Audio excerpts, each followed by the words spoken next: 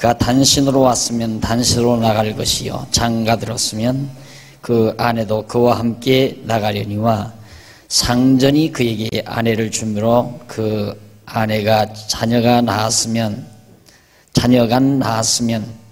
그 아내와 그 자식들은 상전에게 속할 것이요 그는 단신으로 나갈 것이로되 종이 진정으로 말하기를 내가 상전과 내 처자를 사랑하니 나가서 자유하지 않겠노라 하면 상전이 그를 데리고 재판장에게로 갈 것이요 또 그를 문이나 문설주 앞으로 데리고 가서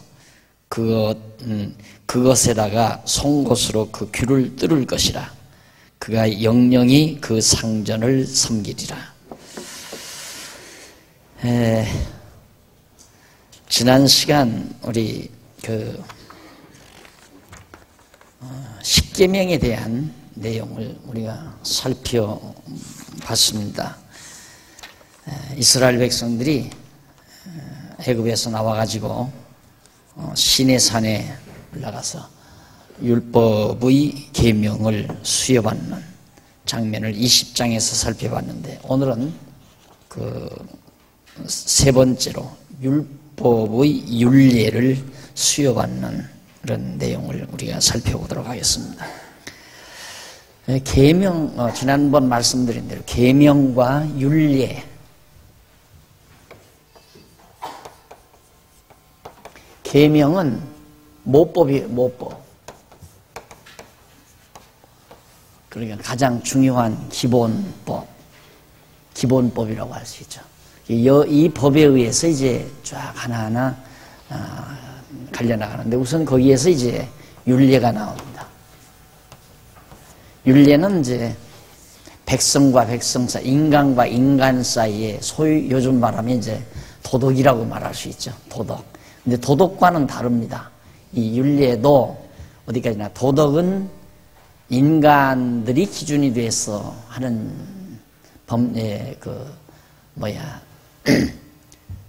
룰이지만은 율례는 하나님께서 인간과 인간관계를 제정해 주신 것이기 때문에 전혀 도덕하고는 경우가 다르죠.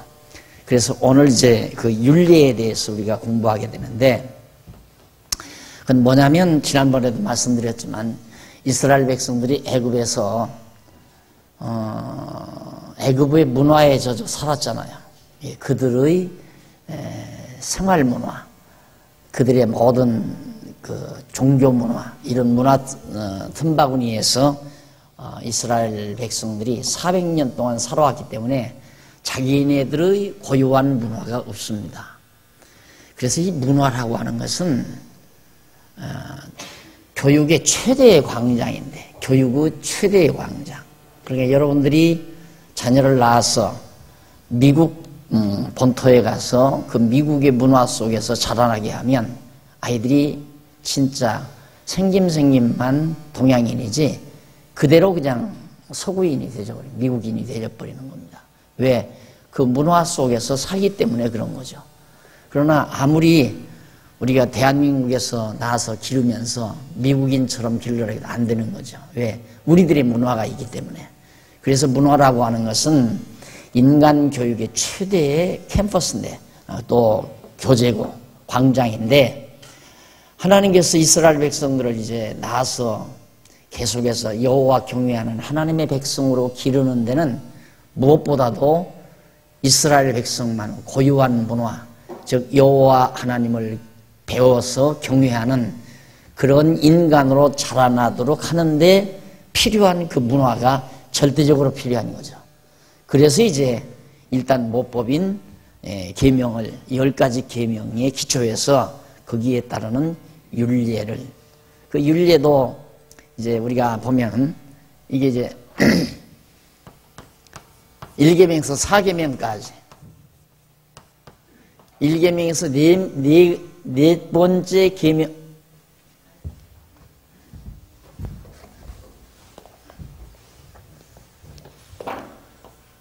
다섯 번째에서 10번째 계명, 내 부모를 공경하라든가 내 이웃의 것을 도둑질하지 말라든가 하는 등등의 5계명에서 10계명까지 있죠. 그것을 아주 구체적으로 계율화한 것을 바로 윤리라고 그렇게 생각을 하시면 됩니다. 자, 그러면 그런 율법의 윤리를 수여받는 가운데서 우선 21장 1절로 11절에 보면 상전과 종에 관한 문제입니다. 인간관계에 있어서 상전이 있고 종이 있는데 혹자들은 이런 문제에 관해서 그렇게 얘기합니다. 성경은 노예 제도를 정당화한 책이다. 그래서 그것은 잘못된 책이다라고 그렇게 말하는 학자들도 있는데, 여기서 상전과 종에 관한 이런 삶은 뭘 배우느냐면 하나님의 종으로 살아가는 진리를 그런 상전과 종에 관한 윤리 속에서, 생활문화 속에서 배워가는 거예요.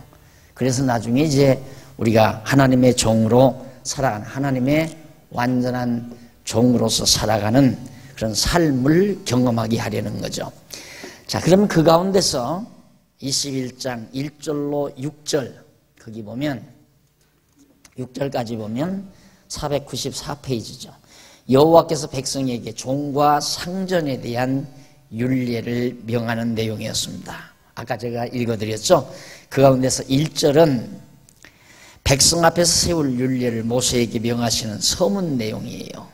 네가 백성 앞에 세울 윤례는 이러하니라 하고, 2절로 6절은 상전과 종호 관계에 대한 윤례 내용인데, 노예제도, 말했죠. 노예제도는 하나님께서 노아 당시의 홍수 이후에 노아의 세 아들 가운데 함의 아들 가나안에게 저주로 명하신 것이 처음 노예제도에 대한 내용입니다. 창세기 9장 25절에 나오죠. 그러니까 하나님께서 셈, 함, 야벳 이 세 아들을 노아가 낳았는데 홍수 이후에, 그런데 노아가 이제 이 세 아들에게 장래되어질 일을 예언을 하죠. 그리고 야벳은 창대하고, 또 셈은, 야벳은 이 다음에 아주 번창하지만은 셈의 장막에 거한다. 셈은 창막, 셈도 번창을 하는데 나중에는 결국 야벳에 이르러서는 셈의 장막에 거하게 된다. 그리고 함은 야벳의 종이 되리라, 그렇게 얘기를 해요. 그때 이제 노예, 종에 대한 언급을 하나님께서 처음 노아를 통해서 해 주시죠.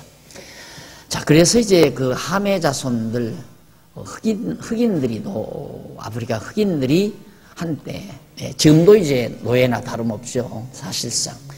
그렇게 종노릇을 하는 경향을 우리는 역사 과정 속에서 확인해 볼 수 있었습니다. 그런데 그 문제는 종이 종을 낳아요. 종이 자녀들을 낳으면 여전히 그 자녀들은 상전의 소유가 돼요. 이게 노예가 되는 거죠. 그리고 이제 할 수 없이 노예 생활을 할 때 거기 보면 2절에 네가 히브리 종을 사면 그가 6년 동안 섬길 것이다. 그러니까 다른 이방인들을 종으로 사들이면 상관이 없지만은 같은 히브리 사람을 종으로 사들이면 6년 이상은 더 이상 종으로 부리지 못한다. 그 얘기예요. 그리고 7년째는 놓아주어라.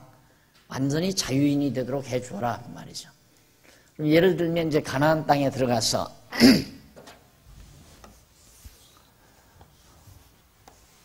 이 가나안 땅에 들어가서 이제 이렇게 땅을 나눠주잖아요. 이렇게 이제 땅을 아주 쭉 지파별로 이렇게 나눠준단 말입니다. 나눠주면 어느 지역은 참 소득이 좋고, 어느 지역은 거칠고, 어느 지역은 목장을 할 수 있고, 어느 지역은 목장을 할 수 없는 이런 땅들이 다양하니까 땅들이요. 그런단 말입니다. 그러다 보면 어느 족속은 생활하다가 나중에는 생활이 어려울 수가 있어요. 그렇게 되면 이제 그 어려운 생활을 만회하기 위해서 남의 집에 가서 종노릇을 해야죠. 그래서 이제 종이 되는 겁니다. 근데 6년만 종로로 퇴시켜라 이 말이에요. 이 같은 종족은. 그리고 7년째는 놓아주도록 해라. 그런데 문제는 7년째 놔주려고 해도 이 사람이 나는 자유인이 안 되겠다. 당신 밑에서 그냥 종로로 하겠다 하면 데리고 가서 문지방에다가 송곳으로 귀를 구멍을 뚫어서 종으로 삼으라는 얘기예요. 그래, 나는 요즘 여자분들 여기 구멍 뚫는 거, 그게 바로 남자들이 결혼하면서 규골이 채워지면서 니는 내 거 이런 식의 전통이 이어진 거 아닌가. 그러다 보면 나중에는 그것이 이제 멋으로 승화돼서 아름다운 멋으로 승화돼 가지고 이제 장식물로 그렇게 되지 않았나 이런 생각을 해봅니다만, 어쨌든 구약에서는 그렇게 송곳으로 귀에다가 구멍을 뚫어서 영원한 종을, 그 사람은 이제 다시는 밖에 나가지 못해요. 자유인이 될 수 없도록 그렇게 해놓은 건데 이런 것들은 이제 당연히 우리가 495페이지 밑에 21장 7절로 11절 내용 그 위쪽으로, 그 내용 그 위쪽으로 보면, 위쪽으로 몇 번째 보느냐면 8번째 줄 중간 보세요. 그러니까 성경 구절 7절로 21절 위쪽으로 8번째 중간째 보면 귀를 송곳으로 뚫게 하시는 것은 나오죠. 그리고 송곳으로 뚫게 하시는 것은 그 흔적으로 지워지지 아니하는 영원한 종의 표적을 삼게 하여 그 백성으로 하여금 애굽의 종되었던 과거를 잊지 아니하고 기억하여 여호와를 경외하게 하시려는 것이다. 이러한 율례는 결국 나중에 여호와께서 후일에 예수 그리스도께서 십자가에 못 박혀 죽으심으로 택한 백성을 죄의 권세 아래서 벗어나게 하소서 여호와 하나님을 경외하게 하시고 그리스도의 십자가 표적을 통하여 택한 자들로 과거의 죄의 종이었음을 잊지 아니하고 기억하여 여호와 하나님을 경외하게 하실 것을 언약하시는 예표로서의 모형과 그림자다. 자, 이스라엘 백성들이 애굽에서 종로로 됐잖아요. 그래서 종의 제도를 주시는 이유는 이처럼 애굽에서 종생활했던 것들을 잊지 않게 해주기 위해서, 그리고 종을 7년 만에 놔주는 것은 장차 예수 그리스도께서 우리를 죄의 종로 하던 그런 가운데서 우리를 구원해 내실 하나님의 섭리에 대한 하나의 예표적인 사건이다. 그러니까 이런 노예의 제도마저도 장차 예수 그리스도와 오셔서 우리를 죄의 포로로부터, 죄의 노예로부터 건져내실 것에 대한 하나의 언약의 말씀이다. 자, 그 다음 이제 7절로 11절에 보면 여종과 상전에 대한 여러 윤례들을 거기서 가르쳐 줍니다. 사람이 그 딸을 여종으로 팔았으면 그는 남종같이 나오지 못할지며, 만일 상전이 그를 기뻐하여 상관치 아니하면 그를 속신케 할 것이나 그 여자를 속임이 되었으니 타국인에게 팔지 못할 것이요, 만일 그를 자기 아들에게 주기로 하였으면 그를 딸같이 대접할 것이요, 만일 상전이 달리 장가를 들지라도 그의 의복과 음식과 동침하는 것은 끊지 못할 것이요, 이 세 가지를 시행하지 아니하면 그는 속전을 내지 않고 거저 나가게 할 것이니라. 그러니까 상전이 여종을 맞아들였으면 그 여자 종에게 세 가지 반드시 책임져야 될 일이 있어요. 근데 그 일을 못했을 때는 여자를 아무 조건 없이 내줘야 된다. 내보내 자유롭게 해줘야 된다 하는 얘기입니다. 그런데 그 세 가지 조건이라는 게 뭐냐면 사람이 그 딸을 여종으로 팔았다. 요즘에도 아직도 그런 게 남아있는 나라들이 있죠. 자기 딸을 돈 받고 파는 그런 예들이 있는데, 생활이 어렵게 되면 이제 자기 딸을 종으로 판단 말입니다. 팔았으면 사들이 왔다 이거예요. 사들이 왔으면은 당연히 어떤 일을 남자가 해야 되느냐면 그 남종같이 나오지 못할 즈음에 만일 상전이 그를 기뻐하지 아니하여 상관치 아니하면 그 주인이 그 여종을 좋아하지 아니하여 전혀 상관하지 않는다면 그를 속신케 할 거라. 다시 말해서 놓아주라 이 말이에요. 자기가 관계하지 않으려면. 그리고 그 여자에 대해서 속였으니까 타국인에게 팔아서는 안 된다. 자기가 당연히 그 여자를 자기의 여자로 사왔다면은 자기가 그 여자를 책임을 져야 되는데 자기 마음에 안 든다고 관계하지 않으면서 다른 사람에게 팔아넘긴다, 외국인에게 팔아넘긴다, 그건 안 된다 이거죠. 그리고 만일 그를 자기 아들에게 주기로 하였으면 그 여자를 아들에게 줘야 되겠다 했으면 그를 딸같이 대접해라. 며느리니까 딸같이 여겨라. 그리고 만일 상전이 달리 장가를 들지라도 그의 의복과 음식과 동심하는, 그러면 상전이 있다가 그 여자를 데려왔는데 마음에 안 들어서 다른 여자를 아내로 맞았다. 그렇다면 그 종으로 처음에 들어온 여자에 대해서는 먹을 것, 입을 것, 모든 것 다 생활을 책임져 줘야 된다. 이 세 가지 겁니다. 그러니까 자기가 그 여자를 자기의 여자로 만들든가 아니면 싫다면은 자기 아들에게 주든가, 아들에게 주면 딸같이 여기고, 그것도 싫어서 자기가 다른 여자들이고 얻어서 사는데 그 여자는 그냥 버려두지 말고 모든 생활을 책임져 줘라. 이 세 가지가 바로 상전이 해야 될, 사들여온 여종에게 해야 될 임무다라는 얘기입니다. 이런 건 역시도 우리가 조금 중요한 부분이니까 496페이지 넘어가서 496페이지 위에서 아홉째 줄 뒷부분에 보시면, 그래서 현대학자들은, 아까 내가 언급한 적이 있죠. 그래서 현대학자들은 성경이 남존여비 사상의 기초를 두고 인신매매나 첩제도를 정당화하고 있다 하여 비난을 멈추지 않고 있습니다. 야, 이 성경이 뭐냐? 여자를 완전히 무시하는 거다. 남존여비 사상에 기초한 거다. 해가지고 이제 비난을 하는데, 그러나 이 율례는 여호와께서 일륜적인 도덕적 규범으로 주시는 것이 아니에요.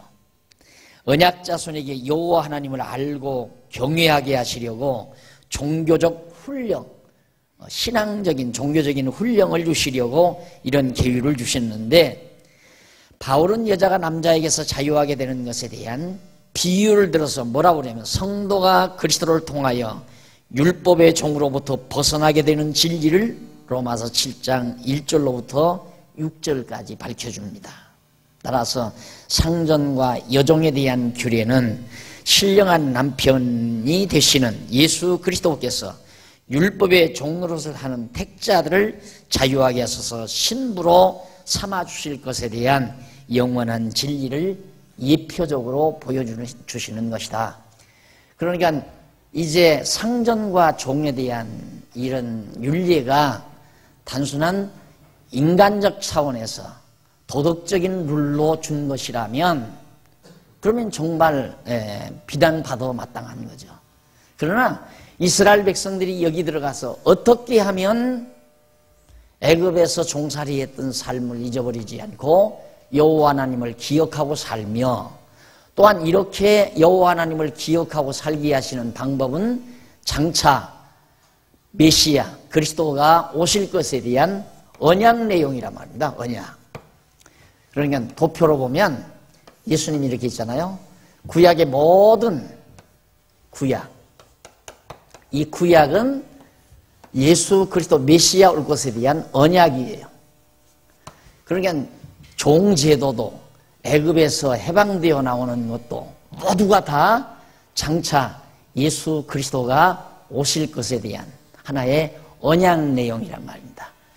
그러니까 여기 주어지는 이 상전과 종에 대한 율례도 장차 예수 그리스도가 오셔서 우리를 죄의 종로로 타던 우리들을 거기서부터 건져내시는, 애굽에서 종로로 타던 백성들을 건져내신 것처럼 예수님이 우리를 죄의 종에서 건져내시고 또 종로를 할 수밖에 없는, 종로를 할 수밖에 없는 상태에서 자유하게 되어지는, 자유인이 되어지는 규례를 주심으로 장차 예수 그리스도가 우리를 죄의 포로에서 자유케 하시는, 그래서 대속이란 말이 있잖아요. 대속. 대신 속량해 준다. 종을 자유인이 되게 하려면 그 대가를 지불을 해야 돼요. 대가를 지불하면 종이 자유인이 돼요. 이런 윤례들이 모두가 다 장차 죄에서 우리를 자유케 하실 영원한 남편 되시는 그리스도가 오실 것에 대한 하나의 언약의 말씀이다. 그런 얘기입니다. 그렇기 때문에 그런 것들, 이 인간적인 측면에서 휴머니즘 사상의 기초에서 성경을 평가해서는 안 된다. 계시 차원에서 성경을 봐야지. 계시. 하나의 도덕 차원에서 보면 안 돼요. 성경은 도덕적 룰이 아니에요. 성경은 계시서지. 뭘 계시? 하나님이 여호와의 심을 깨달아 알게 하시고, 그러기 위해서 이제 메시아 보내실 것에 대한 언약 계시다. 이렇게 생각하시면 됩니다. 그 다음 가족과 이웃에 대한 관계입니다. 율례. 12절로부터 27절에 나오는 얘기예요. 가족과 율례 가운데, 자, 12절로 17절 보면 여호와께서 백성에게 사형에 해당하는 율례를 명합니다. 어떻게, 요즘에 사형법이 필요하냐 필요 없느냐 이런 얘기 하는데, 물론 휴머니즘에 기초한다면 사형은 너무한 거죠. 사형법은. 그러나 종교적인 계시적인 차원에서는 지금 사형법 나오잖아요. 죽여라 이 말이. 이런 사람은. 자, 어떤 사람이냐. 사람을 쳐 죽인 자는 반드시 죽일 것이니 만일 사람이 계획한 일이 아니라 나 하나님이 사람을 그 손에 붙이면 내가 위하여 한 곳을 정하리니 그 사람이 그리로 도망할 것이며 사람이 그 이웃을 짐짓 못하였으면 너는 그를 내 단에서라도 잡아내어 죽일지니라. 자기 아내나 어미를 치는 자는 반드시 죽일지니라. 사람을 후린 자가 그 사람을 팔았든지 자기 수하에 두었든지 그를 반드시 죽일지니라. 인신매매범이에요. 그 아비나 어미를 저주하는 자는 반드시 죽일 자니라. 죽을 사람이 몇몇 있죠? 사람, 고의적으로 사람 죽인 자. 그러나 실수해서 죽인 자, 계획적인 게 아니고 실수해서 죽인 자는 하나님께서 방법이, 살아나는 방법을 만들어줘요. 이제 앞으로 가게 되면. 그리고 또 부모를 모살한 자, 이제 부모를 갖다가 자기 아내나 어미를 치는 자, 아내를 때리는 자, 어미를 치는 자는 죽여라. 그럼 사람을 후린 자, 이런 사람 팔았든지, 그러니까 인신매매범들, 이런 사람들을 가만두지 말아라. 죽여라. 그리고 아비나 어미를 저주하는 자 반드시 죽여라. 그런 얘기예요. 이런 것들이 모두가 다 아주 중요한 의미를 가집니다.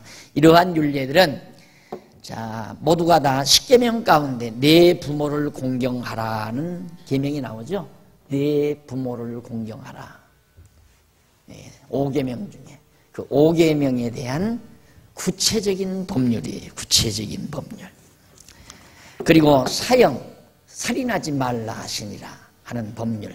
그래서 이 율례 가운데는 십계명의 모법인 십계명에 대한 구체적인 해설이라고 그렇게 생각을 하시면 됩니다. 그래서 이렇게 죽이지 말라는 얘기는 생명은 하나님의 것이에요. 하나님이 만들어 놓으시고 하나님이 주관하시는데 생명을 인간이 죽인다는 거 용납이 안 되는 거고, 아내나 어미를 치는 자, 때리는 자, 이 사람도 그 정도 되면 가장 사악한 존재라는 거죠. 그래서 우리나라도 이제 그 아내를 폭행하는 남편들에 대한 문제가 아주 심각하지만, 이건 폭력이라고 하는 것은 가장 저질적인 동물적인 아주 강한 속성이 작용하는 겁니다. 그래서 그건 이성도 없는 거고 인격으로 봐서는 최저하의 인격을 지녔다고 해도 과언이 아니죠. 폭력을 휘두르는 것은. 그리고 이제 그 율례에 대한 그 사형에 해당하는 율례. 그래서 예수님께서도 그런 내용에 대해서 말씀하는데, 이러한 것들은, 이러한 율례는 97페이지 밑에서 5째 줄 뒷부분에 보시면 이러한 윤리에 나오죠. 후일에 여호와께서 영원한 죽음의 형벌을 받아야 할 택한 성도들을 위하여 영원한 죽음의 형벌을 받아야 할 택한 성도를 위하여 예수 그리스도가 대속의 죽음을 죽게 하실 것을 언약하시는 예표로서의 모형과 그림자다. 이러한 계명과 윤리에 대해서 예수 그리스도께서는 형제에게 노하는 자마다 심판을 받게 되고 형제를 대하여 라가라 하는 자는 공유에 잡히게 되고 미련한 놈이라 하는 자는 지옥불에 들어가게 되리라. 그러니까 벌써 사람 죽이거나 때리거나 이런 자들은 전부가 다 영원한 죽음을 죽어야 된다는 사실을 암시하는 거예요. 그런데 바로 하나님 예수 그리스도께서 영원한 죽음을 죽어야 할 오늘 우리들의 죄를 대속해 주셔서 거기로부터 우리를 살려내실 것에 대한 진리를 계시하기 위해서 이런 윤례를 주시는 것이다. 21장 18절로 27절 여호와께서 손해배상에 대하는 윤례입니다. 손해배상. 자, 사람이 서로 싸우다가 하나가 돌이나 주먹으로 그 적수를 쳤으나 그가 죽지 않고 자리에 누웠다가 지팡이를 짚고 기동하면 그를 친 자가 형벌을 면하되 기간 손해를 배상하고 그로 전치되게 할지니라. 그래서 이 출애굽기에 나오는 이 율례 이런 부분들은요, 법률학자들이 기본적으로 연구한다고 그러죠. 법률학자들이 그 기본적으로 연구하는 부분이 이제 이 출애굽기에 나오고 레위기에 나오는 이런 율례 내용들인데, 왜 그러냐면 이게 이제 과거의 신율이니까 하나님이 주신 율례이기 때문에 상당히 참고가 된단 말입니다. 그렇지 않으면 법률이라는 게 근거가 없어요. 전혀 근거를 찾을 수가 없어요. 그래서 법률학을 연구하는 학도 하나가 나중에 고민하는데 그 고민이 뭐냐면, 왜 죄인을 3년을 왜 꼭 형을 살려야 되느냐. 그 근거가 없다는 얘기죠. 석 달 살려도 되고 3일 살려도 되지 않느냐. 꼭 3년이라는 기간의 원칙을 어디에서 근거 잡아서 내놓는 거냐. 그걸 찾을 수가 없다는 거예요. 그러니까 범죄를 늘 고치잖아요. 사람들이 자기 맞게. 그래서 재미가 없다는 거죠. 학문적으로 재미가 없다. 그러나 이 성경에 나오는 신율, 이런 율례 같은 거, 계명 이런 것들은 하나님이 우리에게 명하신 율법이기 때문에 역사도 오래됐고 고전으로 와도 상당히 오래된 고전이고, 그래서 법률학자들이 매우 즐겨 이 부분을 탐독하는 부분이라고 알고 있습니다. 자, 그러면 여기서 이제 전부가 다 손해배상을 하는 건데, 이것도 역시 예수 그리스도의 대속에 대한 진리예요. 값을 치르지 아니하면 절대 해결이 안 돼요. 그래서 여러분들이 이미 복습 다 해 오셨겠지만은 이 손해배상을 무는 이런 부분에는 이는 이로, 손은 손으로, 발은 발로 전부. 대움은 대운 것은 대움으로, 상한 것은 상한 것으로, 눈은 눈으로, 이는 이로. 눈을 다쳤으면 상대방의 눈을 빼라 이거예요. 그게 이제 손해배상을 하는 하나의 방법인데, 그래서 이제 하나님께서 눈으로 범죄해서 눈을 빼고, 한 눈으로 범죄해서 눈 한쪽 빼고, 손으로 범죄해서 손 한쪽 끊으라. 예수님도 그런 말씀하시죠. 그러니까 누가 그렇게 할 사람이 없잖아요. 제 고민의 출발점이 바로 거기였습니다. 눈 빼고 손 끊으라고 성경에 딱 나온다. 이거 신약 성경에. 왜 그거의 고민이었냐면, 나는 처음에 이제 성자가 되려는 꿈을, 정말 나는 성자가 한번 되고 싶다. 어려서부터 예수를 믿다 보니까 그런 생각을 한 것 같아요. 그러면서 이제 성경대로 살면 성자가 될 거 아닌가 해서 성경을 보다 보니까 이제 거기에 딱 다다르게 된 거예요. 손 빼라, 눈 빼라, 손 자르라. 이건 도저히 할 수가 없잖아요. 거기서부터 극심한 고뇌에 빠지게 된 겁니다, 제가. 그것이 10대 후반에서부터 20대 초반 가장 예민한 시기에.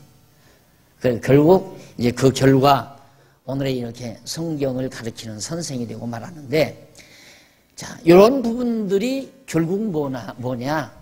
예수는 그래서 반드시 내가 믿어야 되는 거구나.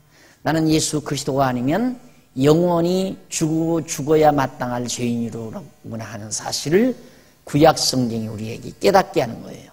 그래서 이 구약의 모든 언약은 예수 그리스도에게 우리를 데려다 주는 거죠. 이 약속, 모든 구약의 말씀들은 예수 그리스도에게로 가도록 만들어요. 여기 있지 말고 절로 가, 절로 들어가라. 너 여기 있으면 죽는다. 구약에 그냥 너 머물러 있으면 죽는다 이 말이에요. 우리들도 그대로 구약에 머물러 있다면, 구약에 머물러 있는 회교국가에 가 있다면 벌써 죽은 사람 많을지 몰라요. 지금도 죽인대요. 이번에 터키 가 보니까 거기 이슬람교가 만연된 국가인데 아주 극보수들, 저 산골에, 미개한 산골에 극보수들이 살고 있는 촌락 같은 데서는 실제로 사람을 죽인대요. 며느리를 얻어가지고 만약에 며느리의 처녀성이 확인이 안 되면 그냥 죽여버리고만 안 돼. 그게 구약이거든요. 성경이. 성경 구약. 그러니까 구약에 머물러 있으면 우리들 다 죽는다 이 말이에요. 어떤 사람만 죽는 게 아니라 다 죽어야 돼요. 그래서 우리가 이 죽음을 면하게 하실 예수 그리스도를 의지하고 믿는 이유가 바로 구약의 모든 계율에 대한 저주를 피하게 하기 위한 하나님의 섭리를 우리가 이 구약에서 지금 살펴가고 있는 겁니다. 그 다음에 그 부분 그렇고요. 그 다음 양쪽 가로 3번 499페이지 가축과 소유에 대한 율례입니다. 가축하고 모든 소유, 가축도 소유 아니에요? 이 소유와 가축에 대한 율례들인데 22장 19절까지예요.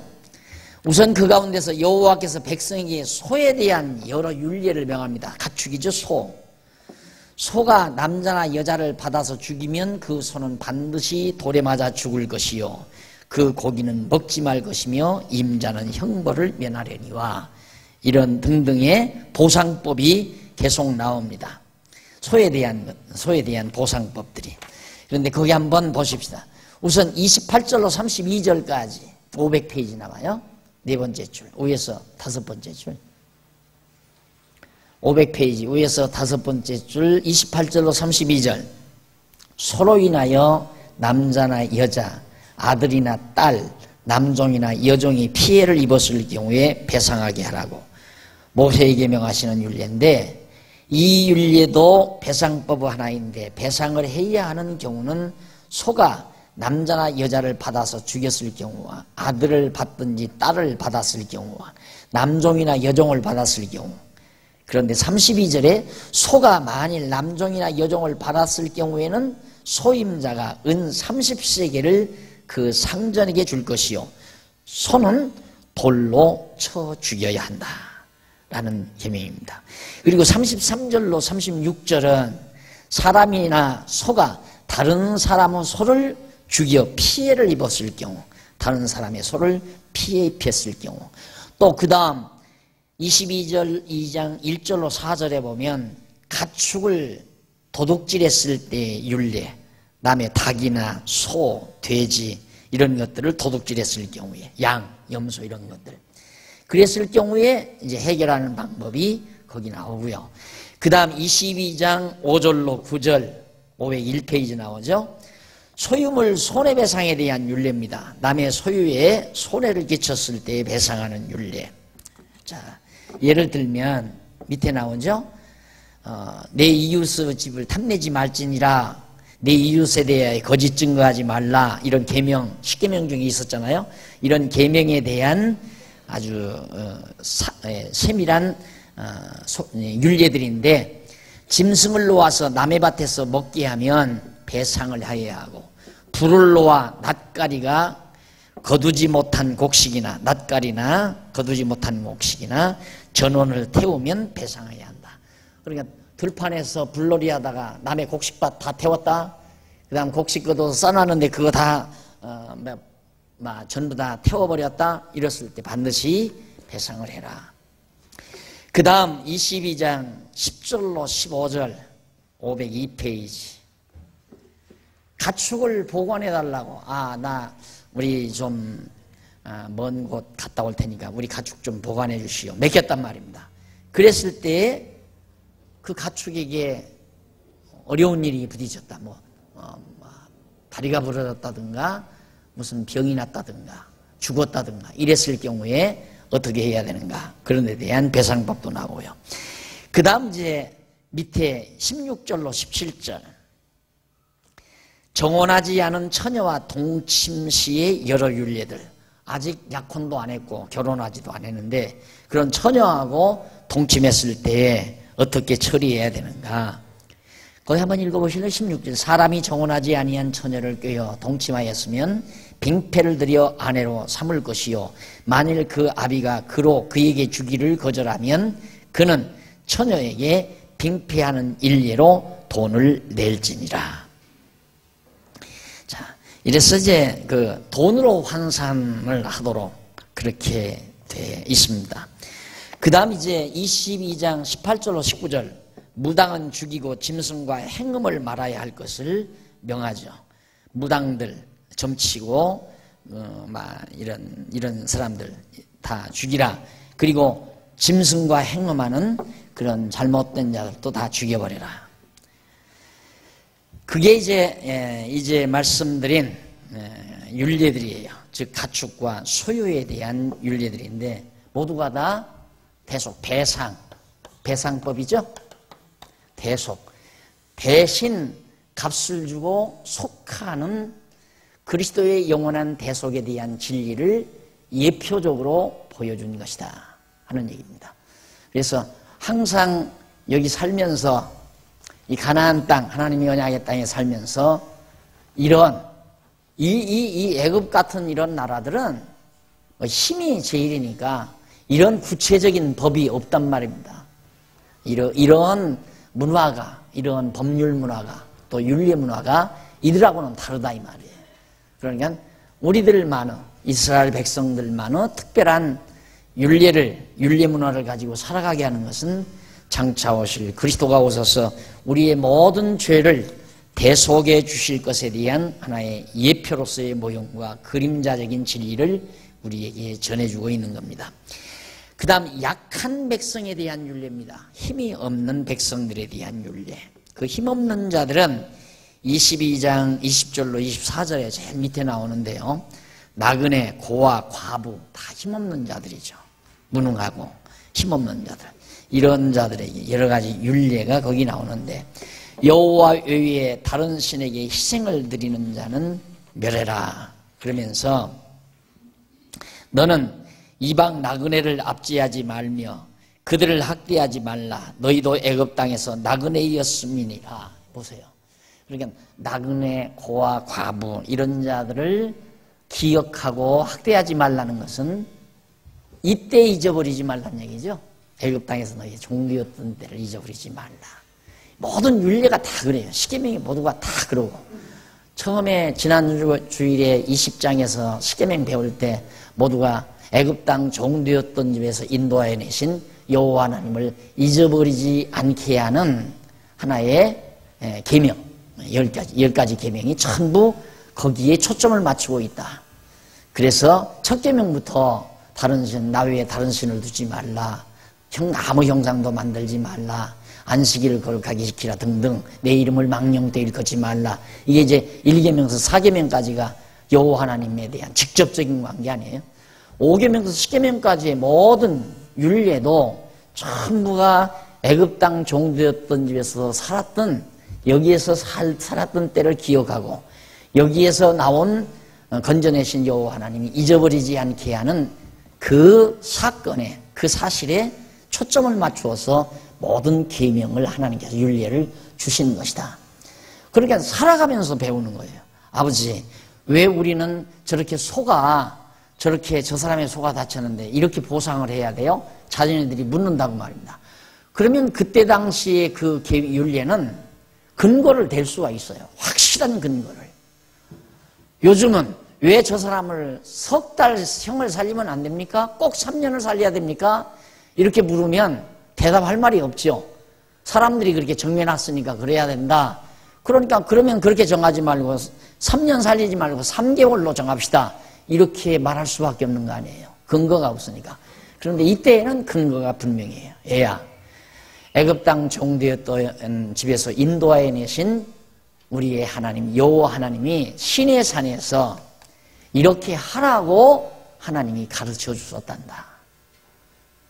그럼 벌써 우리들이 조상들이 과거 애굽에서 종살이야 했는데 거기에서 하나님께서 우리 자손들, 우리 백성들을 애굽 땅 종되었던 집에서 인도하여 내신 분이 하나님이 여호와이시구나. 그래서 우리는 여호와 하나님을 경외하며 사는구나. 그걸 그냥 생활 문화 속에서 이스라엘 자손들이 배워나간다 이 말입니다. 그래서 거기에 바로 이런 율례들이 의미가 있는 것이다. 그 다음 22장 28절로 31절에 보면 지도자에 대한 것과 하나님을 섬기는 윤리에 대해서 거기 설명을 해요. 너는 재판장을 욕하지 말며 백성의 유사들을 저주하지 말지니라. 너는 너의 추수한 것과 너의 짜낸 즙을 드리기에 더디게 말며 너희 처음 난 아들들을 내게 줄지며 너의 소와 양도 그 일례로 하되 7일 동안 어미와 함께 있게 하다가 8일 만에 내게 줄지니라. 너희는 내게 거룩한 사람이 될지니 들에서 짐승에게 찢긴 것의 고기를 먹지 말고 개에게 던질지니라 라는 내용이 나옵니다. 거기 이제 유사란 말이 나오죠. 거기 백성의 유사 나오는데 히브리 말로 나시란 말이에요. 이건 바로 통치자란 다스리는 자 통치자라는 얘기입니다. 그러니까 뭘로 통치합니까? 이걸로 통치하잖아요. 재판장도 이걸로 재판하고 통치자들도 이걸로 통치하고 법률로 계명으로. 그러니까 그들을 너희들이 절대 거역하지 말라. 그러면서 여호와 하나님을 경외할 걸 말하는데 첫 걸 다 첫 열매 첫 새끼를 갖다가 여호와 하나님께 제물로 드리라고 그러죠. 여호와 하나님께 바쳐라. 그건 당연히 아버지 저 첫 새끼보다는 둘째 새끼를 갖다 드리면 안 됩니까? 아기가 보니까 송아지 염소가 양들이 새끼를 낳는데 첫 게 너무너무 이뻐요. 예를 들면. 그리고 둘째 건 조금 밉단 말입니다. 그러니까 아들이 있다가 예를 들면 아버지 저 첫 것은 너무 이쁘니까 내가 그냥 데리고 기를 거니까 둘째 새끼 갖다가 하나님께 갖다 제물로 드리면 안 돼. 똑같은 건데 뭐 갖다 드리면 어때요? 안 그러면 첫 건 눈이 제대로 베겠는데 둘째 건 아니야. 첫 것은 눈이 제대로 베겠는데 둘째 것이 하나가 눈이 멀었다 이 말이에요. 그리고 어차피 잡아서 죽일 건데 눈 먼 거 갖다 드립시다. 그거 안 된다 이거예요. 아버지 왜 안 돼요? 애굽 땅 종되었던 집에서 여기서부터 나가는 거예요. 인도하여 내신 여호와 하나님이 시내산에서 이렇게 우리에게 명하신 말씀인데 이때 애굽에서 애굽 사람 첫 아들들은 첫 새끼들은 다 죽었다. 그리고 우리 하나님의 백성들, 우리 백성들 첫 자손들, 첫 새끼들 하나도 죽지 않았네. 그게 유월절 아니에요. 그 여호와 하나님을 잊지 않고 기억해서 배우게 하려는 것이 역시 똑같은 이 계명도 마찬가지예요. 자, 이쯤만 진행이 돼도 구약의 계명, 율법, 규례와 윤례와 법도가 도대체 무엇에 어떤 의미가 있는 것인가를 알 수가 있겠죠. 쉽게 문화로 생각하십시오. 문화. 정치 문화, 생활 문화, 모든 종교 문화, 전체적인 모든 문화 생활이에요. 그래서 우리가 문화를 만들어 간다는 건 매우 중요하다. 내가 자꾸만 우리 교회 생활도 이거 하나의 문화 아닙니까? 신앙생활이 한 문화거든요. 생활 문화. 그러니까 우리 생활 문화를 세속과는 달리 믿지 아니하는 사람들과는 다르게 우리의 생활 문화를 만들어가는 건 매우 중요합니다. 그래서 그런 속에서 우리 자녀들을 길러나가고 키워나가는 것. 그러면 자녀들은 자연히 이런 문화에 젖어서 여호와 하나님 경외하기를 배우면서 자라게 되는 거란 말입니다.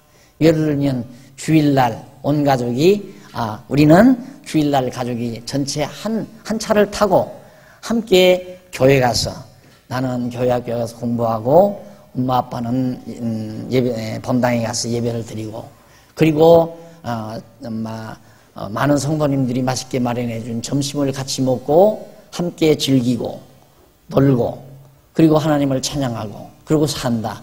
이는 지금 현재 우리가 마련한 이 문화만 하더라도 일단은 다른 데서는 별로 찾아볼 수가 없는, 지난번에 오신 목사님이 깜짝 놀래요. 다 이렇게 교인들이 먹네요. 그럼 다 먹죠. 그랬죠. 성경에 있잖아요. 모여서 모일 때마다 먹고 마시라고. 그랬더니, 그러냐고. 예. 다른 데는 대부분 다 사먹죠. 그냥 업자에게 맡겨서 국수 뭐 1,000원짜리도 팔고 2,000원짜리도 팔고 대기 그런다고 그러더라고요. 또 식권 줘서 가서 먹기도 하고. 우리 교회 이 문화에 전부 몇백 명이 함께 같이 봉사적으로 해서 대접하고 먹는 것. 또 이렇게 자녀들이 함께 와서 같이 똑같은 시간에 예배를 드리고 같은 시간에 쉬면서 같이 즐기고, 자녀들은 늦게까지 교회에서 뛰어놀면서 시간을 보내면서 교회 안에서 생활해가는 이런 문화, 이것을 좀 더 정말 신앙적으로 우리의 삶의 문화를 만들어갈 필요가 있어요. 그래서 또 절기라든가 부활절이라든가 성탄절이라든가 이런 절기들, 이런 것들, 뭐 어버이주일, 어머니주일, 아니 어린이주일, 이런 날들도 좀 더 여러분들의 아주 반짝반짝한 아이디어들을 창출해 가지고 아이디어들을 만들어 찾아내 가지고 아주 더 이 세상에서는 다른 어디에서도 맛볼 수 없는 그런 축제 문화를 만들어서 살아가는 건 매우 중요하다. 이것이 우리 자녀들을 기르는 교육의 현장이에요.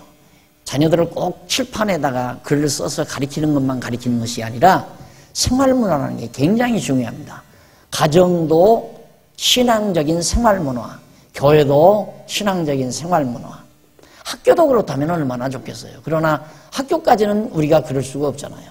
학교에 가서 세속 문화를 접하면서 아이들이 자라나지만은 저들이 이제 어려서부터 비교 감각이 있어서 이것은 나쁜 일이다. 교회에서 이렇게 하는 건 참 좋은 일이구나. 우리 가정은 이렇게 사는 것이 정말 참 아름답게 사는 거구나. 날마다 아버지가 술 먹고 들어와서 결결대면서 술 취한 모습으로 아들 껴안고 뭐 혼을 내고 난리를 치고 담배 꼬라 물고 막 큰 호통을 치며 아내한테 큰 소리 치고 막 주먹질하고 이런 걸 보고 자라나는 아이들이 결국에는 폭력배로 크는 것 아니에요? 그러나 항상 아버지가 아내에게 존경하고 존댓말을 쓰고 멸시하지 않고 늘 존귀하게 생각하고 화목하고, 그리고 정말 자녀들을 따뜻하게 정상적인 모습으로 자녀들에게 본을 보이면서 살아가는 부모 밑에서는 벌써 기본적으로 그 인격은 보장된 인격이란 말입니다. 그러니까 가정 풍토가 매우 중요한 거죠. 왜? 날마다 살아가는 그런 풍토인데 그 속에서 배우는 거란 말이에요. 그래서 언젠가도 말했지만 담배 피는 아빠 밑에서 크는 아이들은 벌써 2살, 3살만 돼도 볼펜 갖고 자꾸 빨고 다니다가 목질이잖아요. 목질이야. 빨고 그냥. 아버지가 물고 다녔으니까 자기도 물고 다닌다 이거예요.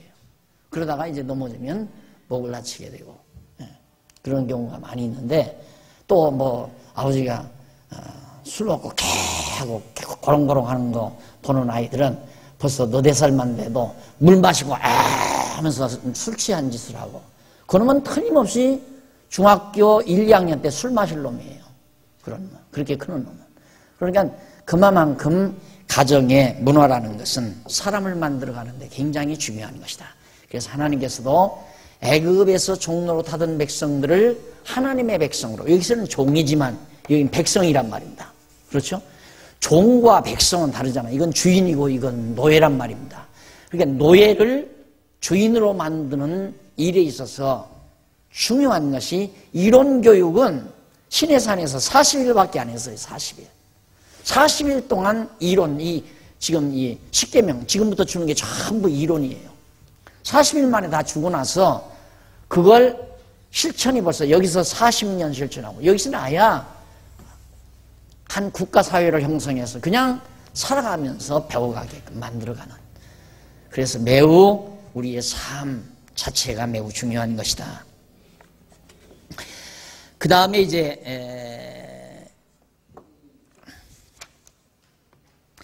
23장 1절로 9절에 보면 506페이지. 거기 보면 가난한 자의 송사에 대한 여러 가지 율례들, 가난한 자들이 송사할 때에 여러 가지 율례들이 있는데 그것도 역시 다 너는 허망한 풍소를 전파하지 말며 악인과 연합하여 무함하는 증인이 되지 말며 이렇게 악한 사람이 뇌물을 주고 너 거짓 증거 좀 해달라 그런 거 하지 말라 다수를 따라 악을 행하지 말라 하는 나쁜 짓을 하는 사람이 숫자가 많다고 해서 글로로 따라가지 말라 이런 것들이에요. 전부가 다.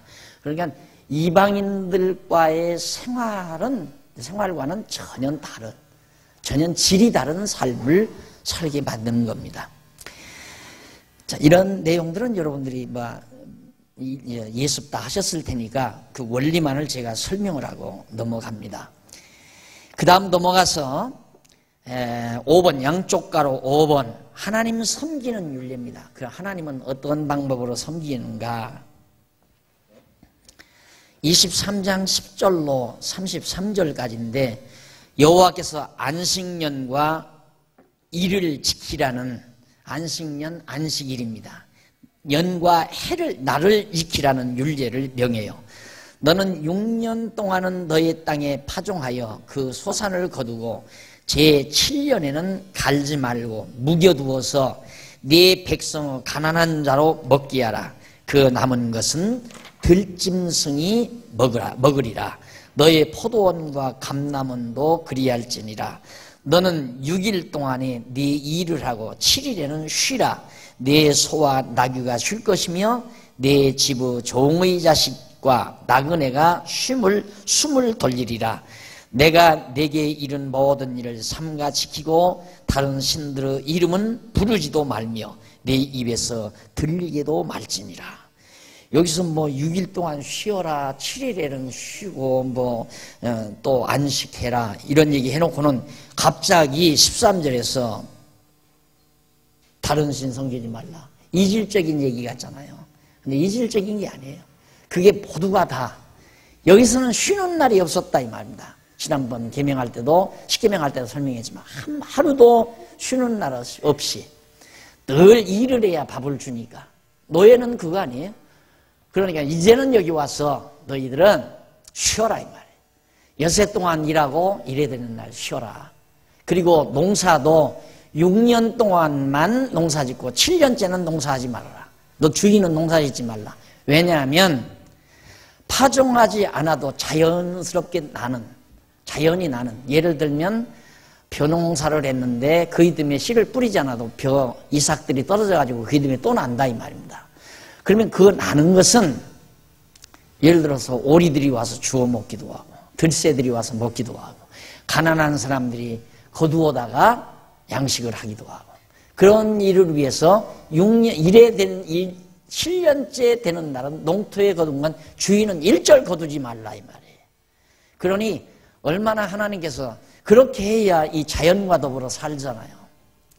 까치란 놈이 지난번 방송 보니까 아파트 단지에서 까치가 막 그 쓰레기 버리러 나온 사람 막 와서 찍으려고 달려들더라고요. 그러니까 이 자연, 새들도 또 들짐승들도 먹을 것이 풍성하면 순해져요. 그런데 먹을 것이 없으니까 사람을 잡아먹으려고 인간에게 달려들기도 하고 막 사나워지고 이렇게 된단 말입니다. 그러니까 자연과 더불어 우리 인간이 살아야 되는데 결국 하나님께서 이렇게 정말 아름다운 문화, 새들이 많고 들짐승들이 우글거리고 그런 속에서 인간들이 편안하게 살 수 있도록 이렇게 해주는데 쉼으로써 여호와 하나님이 잊지 않고 기억해서 살도록 그렇게 살아도 잘 먹고 잘 살도록 하나님이 해주시겠다는 얘기거든요. 그러니까 이 광야에서 그 연습을 시키잖아요. 7일날 쉬도록 연습을 시키는데 만나를 매일 나가서 거두게 하고 제7일째는 거두지 말고 그 엿새째 이틀껏 거두도록 하나님께서 해줬단 말입니다. 근데 처음에는 그 안 믿어지니까 사람들이 나가가지고 막 몽땅 첫날도 가서 막 몽땅 거둬와요. 몽땅 거둬오니까 그 이튿날 가니까 다 썩어버려요. 이튿날 또 못 믿으니까 또 거둬와요. 또 썩어요. 매일같이 내린단 말입니다. 엿새 날 가서 이틀치 거둬온 사람 순진한 사람이죠. 이틀치 걷어왔는데 안식일 날, 일에 되는 날 먹고 충분했어요. 다음 월요일 날 또 가서 그 다음 날 또 가서 걷어들이고. 그러나 욕심 많은 사람들은 막 몽땅 걷어다가 싸놓고 오래오래 먹으려고. 다 썩어버리니까 그런 과정을 몇 번 거치면서, 이제는 엿새 동안만 일하고, 엿새 날에는 하나님께서 곱절을 더 거두도록 하셨으니까 걷어다 놓고 일에 되는 날 쉬면 되겠구나. 그 연습을 이 광야 40년 동안 시킨 거란 말입니다. 그러니까 여기 들어갔을 때 이제 그렇게 살라 이 말이에요. 그러니까 6년째 되던 해에는 풍년이 들기 위해서 더 곡식들이 많이 맺히도록, 그리고 땅을 쉬게 한다는 건 참 중요한 겁니다. 하나님께서 땅을 쉬게 한다는 거. 그러니까 지금 묵은 땅들 있잖아요. 묵은 땅 다시 파헤쳐서 곡식 심으면 굉장히 잘 됩니다. 그건 진짜 잘 돼요. 그 땅은. 그러니까 땅을 막 이 비료를 주어가지고 해마다 1년에도 막 3번, 4번씩 경작해서 그렇게 하니까 땅들이 다 피곤해가지고 결국 우리가 먹는 모든 과일이나 열매들이 알차지를 못하는 경우들이 참 많고, 해로운 것들이 너무 많고, 비료를 주어서 길러놓은 채소도 열매도 별로 우리에게 좋은 영향이 안 되지는 거죠. 하나님께서 적당하게 길러놓은 것들이라야 다 아름답고 좋은 것들인데, 그래서 하나님께서 그처럼 여호와 하나님 잊지 않고 살게 하시려고 그렇게 명하신 것이다. 안식일 지키라고. 그래 그 안식에 대한 내용을 조금 더 이게 문제가 되는 거기 때문에 508페이지 중간 조금 내려오면 줄바꾼 데 나오죠. 거기 이제 원어를 다 등장시켜 가지고 그 안식에 대한, 자 거기 보면 그런 말이 나와요. 휴식이란 말인데, 그 문단 마지막 부분에 보면은 사바톤이라는 말이 나오죠. 사바톤이라는 말이 나오는데, 이 안식이라는 말이 사바톤인데, 그 뜻은 노동으로부터의 휴식, 정지, 그 다음 한 가지 뭐냐, 원기 회복, 원기를 회복시키는 거. 그러니까 물을 주어보면 알아요. 호수로 물을 주어보면 그냥 물을 계속 빼내면 그 이상밖에는, 그 거리밖에는 물줄기가 안 나가요. 그런데 꽉 막았다가 탁 보면 물줄기가 몇 메다 더 나가요. 그게 축적이 돼서 그러는 거거든요. 그러니까 엿새 동안 우리는 기운을 늘 소모하면서 살잖아요. 그런데 하루 만약에 쉰다면 기운은 소모하지 않고 축적이 되니까 원기가 확 회복이 되는 거죠. 그러니까 계속 빠져나가는 거하고 기가 축적이 되는 거하고는 완전히 몸의 기능이 달라지는 거예요. 그래서 쉰다고 하는 것은 매우 중요한 것이다. 근데 요즘에는 더 피곤하죠? 쉬라니까 그 복잡한 차를 타고 동해안 간다고 길에서 그냥 신경 다 쓰고, 그러니까 더 피곤하다 이 말이에요. 갔다 와가지고 좀 편안하게 쉬어야 되는데. 자, 이래서 하나님께서는 인체의 여러 가지 조건으로 봐서도 쉬도록 그렇게 만들어 놓으셨던 것이다. 그 다음 이제 23장 14절로부터 19절 511페이지 거기 나옵니다. 여호와께서 절기를 지키는 여러 가지 율례들을 거기서 명합니다. 우리 잠시 차 한 잔 들고 시작하십시다.